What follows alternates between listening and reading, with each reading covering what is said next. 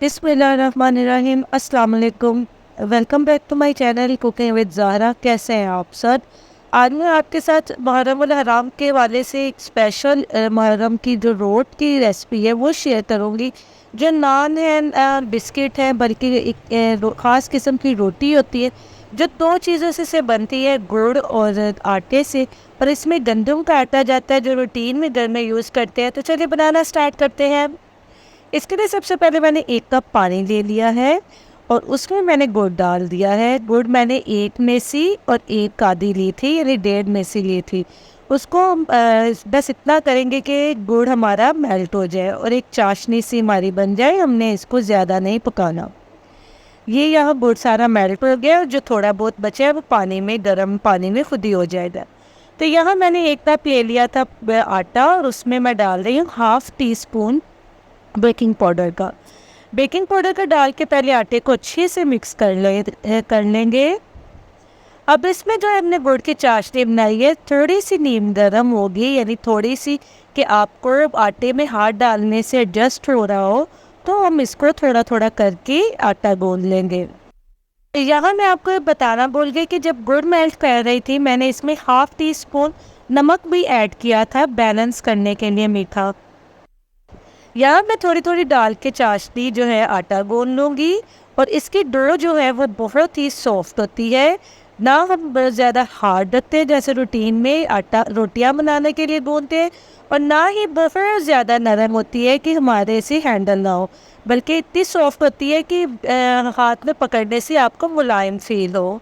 यह डो अच्छे से गूंदी गई है और इसके लिए मैंने 2 से 3 टेबलस्पून सादा पानी भी ऐड किया था। ये देखिए डो का टेक्सचर बिल्कुल ऐसा सॉफ्ट होना चाहिए।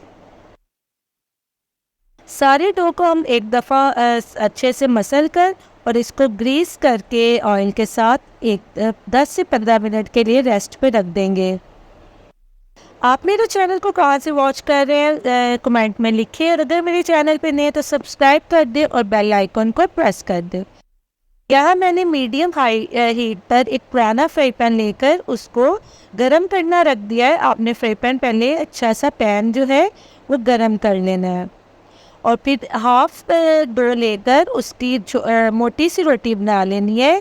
नान की तरह या पिज़्ज़े की डो की तरह मोटी नहीं बनानी, बस आपने इतनी बनानी है कि रेगुलर रोटी सी आपकी थोड़ी सी मोटी हो।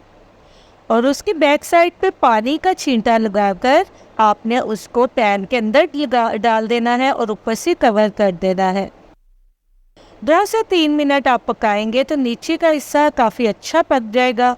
तो फ्लेम को हाई करके आप इसको ऊपर का हिस्सा भी टर्न करके आप उसको पका लो। इससे बहुत अच्छा कलर आ जाता है और टर्न करने से हमारी रोटी गिरती भी नहीं है, क्योंकि हमने जो पानी लगाया था पैन में रोटी को डालना था उससे रोटी स्टिकी हो गई। अब ये रेड जो है वो हमारा तैयार हो गया। आप इसका देखिए ऐसे इसका टेक्सचर होगा, ना रोटी की तरह नरम होगा ना नान की तरह सॉफ्ट, बल्कि थोड़ा सा इसमें हार्ड होता है। और इसको जो है हम देसी घी लगाकर फिर सर्व करते हैं। ये मुहर्रम और आराम में छबील के तौर पर बांटने के अलावा बरसात के मौसम में इनको बनाया जाता था और सब जो है घर वाले नानी दादी इसको चाय के टाइम जो है सबको दिया करती थी, बल्कि नाश्ते के तौर पर भी देती थी। मैंने भी इसे बारिश के मौसम में ही बनाया है और आप भी इसको ज़रूर ट्राई कीजिएगा। इंशाल्लाह आपके बच्चों को बहुत पसंद आएगी, क्योंकि मीठी रोटी बच्चे वैसे ही लाइक करते हैं। उम्मीद है आपको ये रेसिपी अच्छी लगी होगी। जाते जाते मेरी वीडियो को लाइक कर दीजिए और चैनल को सब्सक्राइब कर दीजिए। मिलती है अगली रेसिपी में। अपना बहुत सा ख्याल रखें। अल्लाह हाफिज़।